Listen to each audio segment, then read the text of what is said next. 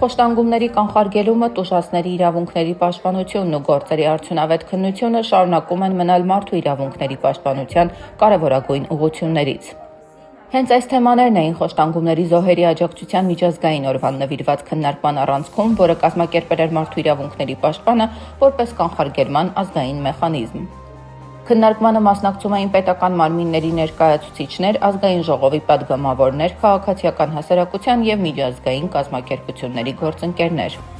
Բացման խոսքում մարդու իրավունքների պաշտպան Անահիտ Մանասյանը նշեց, թեև վերջին տարիներին ոլորտում արձանագրվել են դրական փոփոխություններ, սակայն խոշտանգումների և վատ վերաբերմունքի դեպքերը շարունակում են լուրջ մարտահրավեր մնալ։ Շատ կարևոր է, որպեսզի կանխարգելման մեխանիզմները ակտիվ գործեն, թե մարդու իրավունքների պաշտպանը որպես կանխարգելման ազգային մեխանիզմ, թե դիտորդական տարբեր խմբերը, սա չափազանց կարևոր նշանակություն ունի։ Երկրորդը,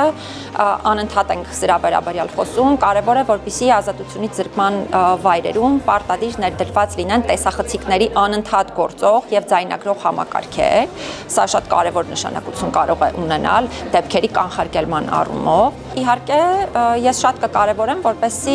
ձևավորվի նաև խոշտանգումների զոհերի աջակցության կամ կենտրոն, կամ ցանկացած այլ անվանումով ինստիտուցիոնալ մի մեխանիզմ, որտեղ ավելի կենտրոնացված եղանակով խոշտանգումների զոհերը կկարողանան աջակցություն ստանալ, ընդ որում խոսքը կարող է վերաբերել նաև նրանց ընտանիքների անդամների աջակցությանը, որովհետև նրանք էլ շատ դեպքերում հոգեբանական աջակցության կարիք են ունենում։ Մարդու իրավունքների պաշտպանի խոսքով ոլորտի առանցքային խնդիրներից մեկը շարունակում է մնալ խոշտանգումների վերաբերյալ գործերի արդյունավետ քննությունը։ Առանց արագ, ամբողջական և անկախ քննության հնարավոր չէ կանխել անպատժելիությունը և վերականգնել արդարությունը։ Անչափ կարևոր է, որպեսզի բոլոր համապատասխան գործերով պատշաճ քննություն իրականացվի և մեղավոր անձինք պատասխանատվության ենթարկվեն, որովհետև եթե ստեղծվում է այսպես անպատժելիության մթնոլորտ, բնականաբար դեպքերը շատ ավելի են մեծանում, հետևաբար անչափ կարևոր է այդ պատասխանատվության մեխանիզմների առաջընթացը։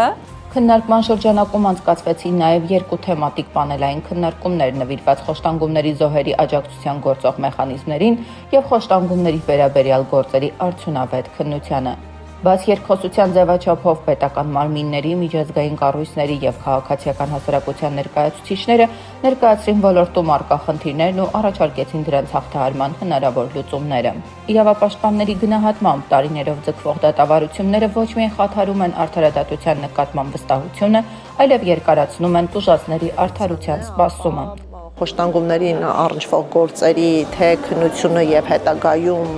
դատական պրոցեսը չափազանց երկար է տևում և խոշտանգումների հարցերով կարելի ասել, որ արդարադատությունը կայանում է, ասենք, 8 կամ 10 տարի անց, ինչը չափազանց տևական ժամանակահատված է և նաև խոշտանգումների պարագայում մենք միշտ գործ ունենք տրավմայի հետ, որը առնչվում է հենց տուժածներին և նրանց հարակից առնչություն անձանց, նրա համար այս դեպքերով քննությունը պետք է շատ ժամանակային լինի և արագ։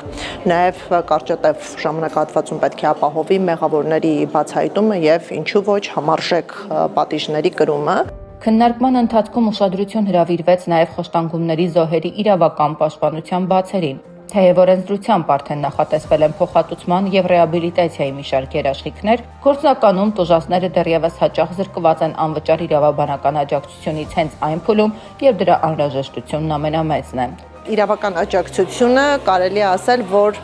հասանելի է միայն փոխհատուցման փուլում, բայց ինքնին խոշտանգման բացահայտման պատժելիության փուլերում, որտեղ կարևոր է հենց դեպքի արձանագրումը, անվճար իրավաբանական օգնություն ապահովված չէ և ստացվում է, որ խոշտանգող մեղադրյալը ունի պետության կողմից երաշխավորված մեխանիզմ առանձին դեպքերում ունենալու անվճար իրավաբանական աջակցություն, բայց խոցելիության կարգավիճակում հայտնված խոշտանգվածը համանման հնարավորություններ իրավական պաշտպանությունը կազմակերպելու պարզապես չունի։ Միջազգային գործընկերները ևս վերահաստատեցին իրենց աջակցությունը Հայաստանում խոշտանգումների կանխարգելման համակարգի զարգացման և ազգային կանխարգելման մեխանիզմի հզորացման գործում։ Human Rights Defender's Office is the critical institution and our critical Մարդու իրավունքների պաշտպանի հաստատությունը մեր առանցքային գործընկերն է Հայաստանում մարդու իրավունքների խնդիրների հասցեագրման ոլորտում։ Եվ մենք բարձր ենք գնահատում մեր համագործակցությունն ու միասին արձանագրված արդյունքները։ Հատկապես խոշտանգումների թեմայով համատեղ աշխատում ենք ազգային կանխարգելման մեխանիզմի զարգացման ուղղությամբ։ Այսօր ներկայացնում ենք համատեղ մշակված թվային հաշվետվությունների համակարգը, որը մեխանիզմը դարձնում է ավելի փաստահեն եւ ավելի արդյունավետ արձագանքման ու հետեւողականության տեսանկյունից։